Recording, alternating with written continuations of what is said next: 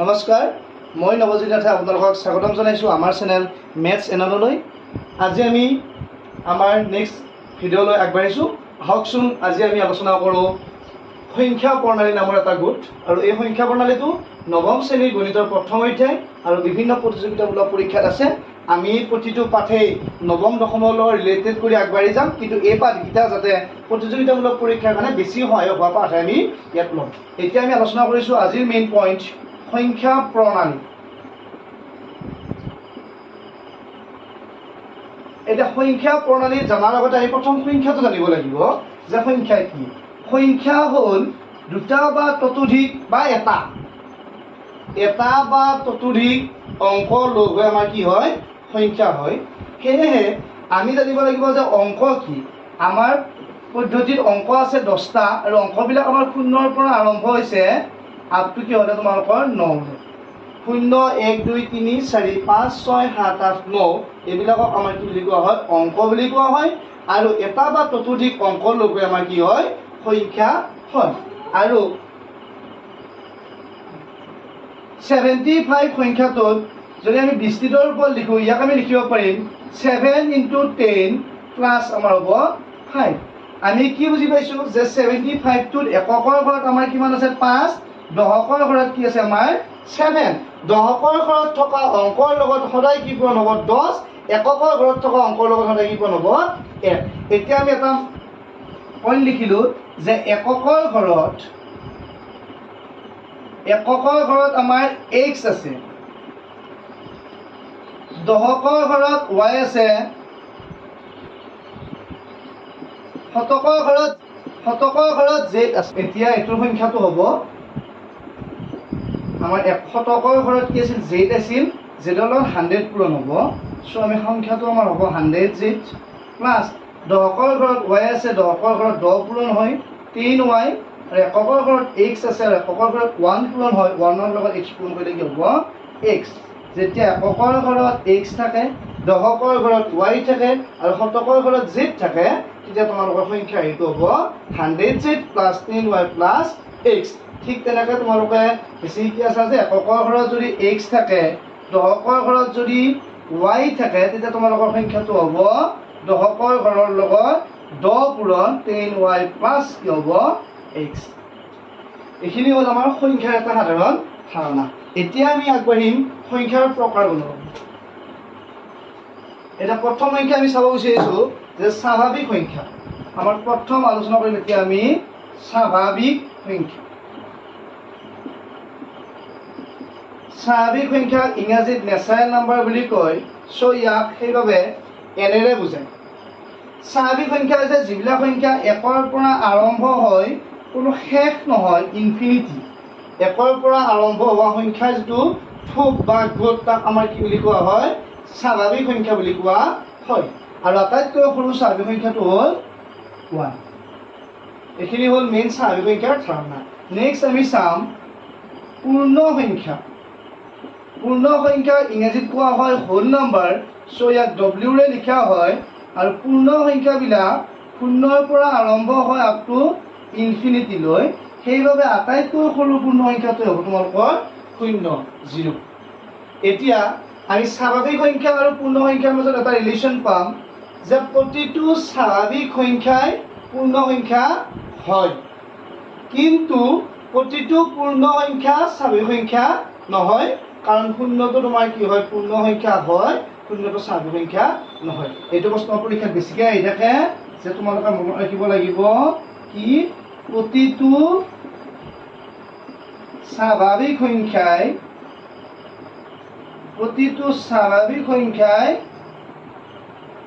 পূৰ্ণ সংখ্যা, কিন্তু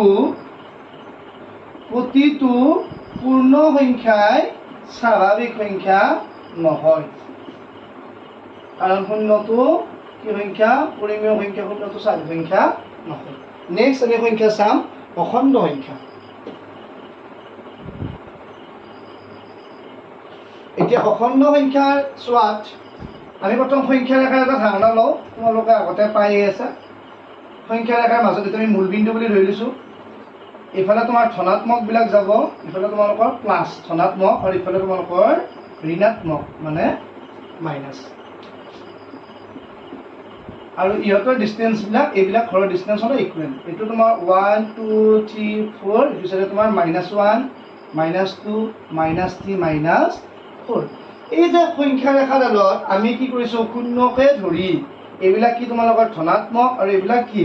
ঋণাত্মক এই আটাইবিলাক সংখ্যাৰ যিটো থোপ হয় বা গোট হয় আৰু ইয়াকে কোৱা হয় তোমালোকৰ কি সংখ্যা অখণ্ড সংখ্যা এই অখণ্ড সংখ্যা ইংৰাজীত ইন্টিজাৰ বুলি কোৱা হয় যদিও ইন্টিজাৰ বুলি কোৱা হয় কিন্তু ইয়াক আইৰে নুবুজায় ইয়াক বুজোৱা হয় জেড সংখ্যাটোৰে এতিয়া জেডটো ক'ৰ পৰা আহিছে জেডটো আহিছে জাৰ্লেন জাৰ্মানৰ এটা শব্দ কি জাৰ্লেন আৰু জাৰ্মানৰ এই জাৰ্লেন শব্দটোৰ অৰ্থটো হৈছে তোমালোকৰ গণনা কৰা এইটো পৰীক্ষাৰ কাৰণে দৰকাৰী প্ৰশ্ন এইটো কি শব্দ তোমালোকৰ জাৰ্মান শব্দ জাৰ্লেন আৰু জাৰ্লেনৰ অৰ্থ গণনা কৰা আৰু সেইকাৰণে অখণ্ড সংখ্যা কিহেৰে বুজোৱা হৈছে জেডেৰে বুজোৱা হৈছে আৰু পজিটিভবিলাক হ'ল 1 2 3 4 এইবিলাক হ'ব ধনাত্মক অখণ্ড সংখ্যা আৰু -1 -3 এইবিলাক হ'ব তোমালোকৰ ঋণাত্মক অখণ্ড সংখ্যা নেক্সট টপিক আমাৰ পৰিমেয় আৰু অপৰিমেয় সংখ্যা মিছা পৰিমেয় আৰু অপৰিমেয় আমি কি সংখ্যা আলোচনা কৰিম যে পৰিমেয় সংখ্যা আৰু তোমালোকৰ অপৰিমেয় সংখ্যা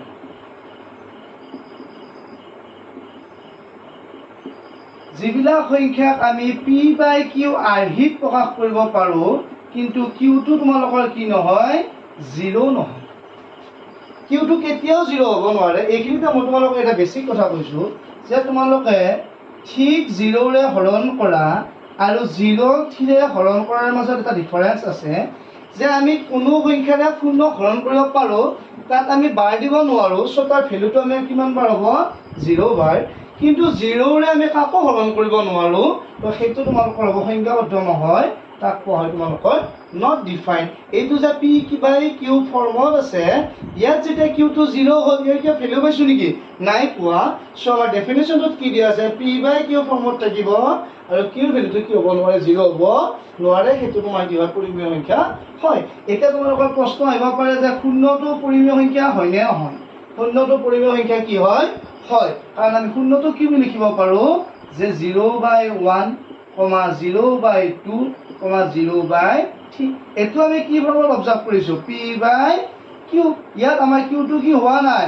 0 হোৱা নাই কিউ নট ইকুৱেল 0 সেইবাবে তোমালোকৰ শূন্যটো কি সংখ্যা হ'ব পৰিমেয় সংখ্যা আৰু পৰিমেয় সংখ্যাবিলাকক তোমালোকৰ কিউৰে চিহ্নিত কৰে পৰিমেয় সংখ্যা আমাৰ কিৰে চিহ্নিত কৰে কিউৰে আৰু অপৰিমেয় সংখ্যাবিলাক হ'ল পৰিমেয় সংখ্যাৰ ওলোটা এইবিলাকক আমাৰ কি ফৰ্মত আছে যে p/q আৰ্হিত প্ৰকাশ কৰিব নোৱাৰি আৰু অপৰিমেয় সংখ্যাবিলাকক তোমালোকে কিউ ডেছ বা p-ৰ তোমালোকে সূচাব পৰা এইটো হ'ল তোমালোকৰ অপৰিমেয় সংখ্যাৰ ৰূপ এতিয়া অপৰিমেয় আৰু পৰিমেয় সংখ্যা এইখিনি ধাৰণা আছে তোমালোকে যদি কেতিয়াবা √4ৰ ভেলুটো উলিওৱা √4ৰ ভেলুটো কি পোৱা যায় 2 এইটো এটা তোমালোকৰ কি সংখ্যা হ'ব পৰিমেয় সংখ্যা কিন্তু √5ৰ ভেলুটো তোমালোকে কি পোৱা যাব 2 পইণ্ট সামথিং পোৱা যাব চ' এইটো সেইবাবে কি নহয় পৰিমেয় সংখ্যা নহয় ই তোমালোকৰ কি সংখ্যা হ'ব অপৰিমেয় সংখ্যা হ'ব নেক্সট আমি এইখিনি ভিতৰত চাব লাগিব যে বাস্তৱ সংখ্যা কি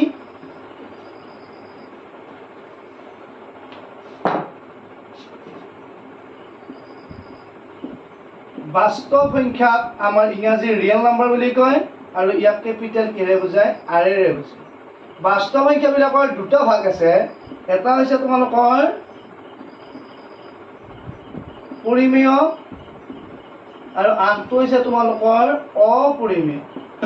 পৰিমেয় ইংৰাজীত ৰেচনেল নাম্বাৰ বুলি কয় আৰু অপৰিমেয় ইংৰাজীত ইৰেচনেল নাম্বাৰ বুলি কয় যদিও পৰিমেয় সংখ্যাক তোমালোকৰ কিউৰে বুজায় আৰু অপৰিমেয় সংখ্যাক ধৰি ল'লে আমি কিহেৰে বুজায় পিৰে বুজায় ইয়াতো ছেটটো ধুনীয়া মিলি আছে চোৱা PQR এতিয়া গম পালো যে পৰিমেয় আৰু অপৰিমেয় লগ হৈ পেলাই কি হৈছে তোমালোকৰ বাস্তৱ সংখ্যা আছে ইয়াৰ থোপটোত পৰিমেয় থাকিব কি থাকিব অপৰিমেয় থাকিব এতিয়া ইহঁতৰ পৰা মেইন প্ৰশ্ন এটা আটাইতকৈ গুৰুত্বপূৰ্ণ প্ৰশ্ন যে পৰিমেয় সংখ্যাই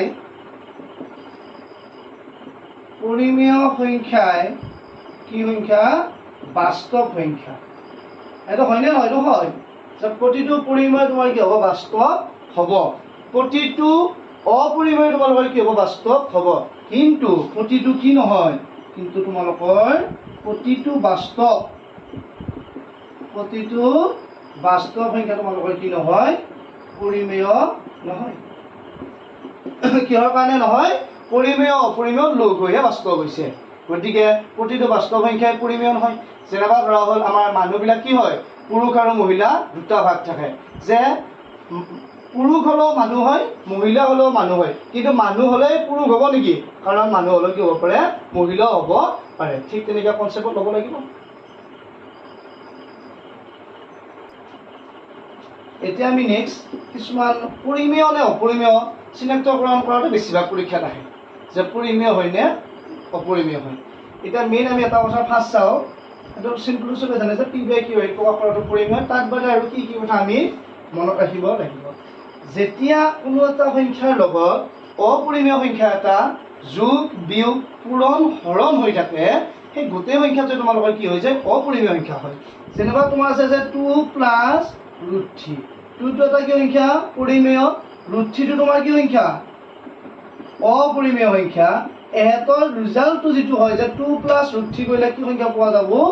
অপৰিমেয় সংখ্যা আমি কি কৈছিলো যে অপৰিমেয় সংখ্যা কাবাৰ লগত যোগ হ'লে গোটেই সংখ্যাটো অপৰিমেয় হয় ঠিক তেনেকৈ 2 মাইনাছ √3 এটা কি সংখ্যা হ'ব তোমালোকৰ অপৰিমেয় 2√3 2টো পৰিমেয় সংখ্যা √3টো অপৰিমেয় পূৰণ হ'লেও তোমালোকৰ কি হয় বুলি কৈছে অপৰিমেয় সংখ্যা 2/√3 2টো পৰিমেয় √3টো অপৰিমেয় হৰণ হৈ থাকিলেও তোমালোকৰ কি হ'ব অপৰিমেয় হ'ব কোনো এটা সংখ্যাৰ লগত যেতিয়া অপৰিমেয় সংখ্যা এটা কি হয় তোমালোকৰ যোগ বিয়োগ পূৰণ হৰণ হৈ থাকে তেতিয়া গোটেই সংখ্যাটো তোমালোকৰ কি হৈ যাব অপৰিমেয় সংখ্যা হ'ব নেক্সট আকৌ চাবা যদি তোমালোকৰ থাকিল যে 3√7/2√7 এইটো তোমালোকৰ এটা কি সংখ্যা হ'ব এইটো তোমালোকৰ পৰিমেয় সংখ্যা হ'ব কিহৰ কাৰণে √7 টো মই কেনসেল কৰিলো কি পালো 3/2 টো কি আহি লিখিব পাৰি p/q সো তোমালোকৰ এইটো কি হ'ব পৰিমেয় আকৌ ধৰা তোমাক দিয়া আছে যে 3 প্লাছ √23 মাইনাছ √23 ইয়াতে তোমাৰ প্লাছ √23 মাইনাছ √23 কেনসেল হ'ব ইয়াত তোমাৰ কি থাকে 3 থাকে 3 টোক আমি কি লিখিব পাৰো p/q আহি লিখিব পাৰো কিয় প্ৰতিটো সংখ্যাৰ লগতে 1 এটা তলত হৰণ হৈ থাকে যে 3 ক 1 ৰে হৰণ কৰিলে কেইবা যাব 3 বাৰ সো তোমালোকৰ এটো এটা কি সংখ্যা হ'ব পৰিমেয় সংখ্যা হ'ব নেক্সট আৰু আছে পৰিমেয় অপৰিমেয় সিলেকশন কৰাটো কিন্তু পৰীক্ষাৰ কাৰণে আটাইতকৈ গুৰুত্বপূৰ্ণ বস্তু নেক্সট চাবা তোমালোকে 3.76 3.7 বাৰ 3.03 003 003 ...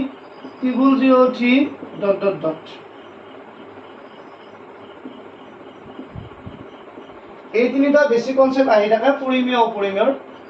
তোমালোকে মন দিবা যেতিয়া সংখ্যা এটাৰ দশমিক বিস্তৃতি শেষ হয় এটো দশমিক বিস্তৃতি কমপ্লিট হৈছে 7 6 পাইছো ইয়াৰ পিছত ডট নাই মানে ইয়াৰ দশমিক বিস্তৃতি তোমালোকৰ শেষ হৈছে যেগিলা সংখ্যাৰ দশমিক বিস্তৃতি শেষ হয় সেইবিলাক তোমালোকৰ কি সংখ্যা হয় পৰিমেয় সংখ্যা হয় ইয়াত দিছে 3.7 বাৰ বাৰৰ মিনিং হৈছে ই বাৰে বাৰে আহি থাকিব কোন বাৰে বাৰে আহিব 7 টো মানে ই শেষ হৈছে নেকি নাই হোৱা কিন্তু ইয়াত 7 টো বাৰে বাৰে ৰিপিট হৈ আছে যেতিয়া এটা সংখ্যা বাৰে বাৰে ৰিপিট হয় তেতিয়া গোটেই সংখ্যাটো তোমালোকৰ কি সংখ্যা হয় পৰিমেয় সংখ্যা হয় সি টো তোমাৰ কি হোৱা নাই দশমিক বিস্তৃতি শেষ হোৱা নাই ডট আছে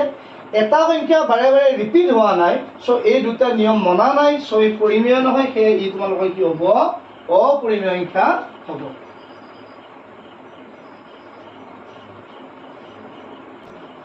পৰিমেয় অপৰিমেয়ৰ আৰু এটা আলোচনা কৰো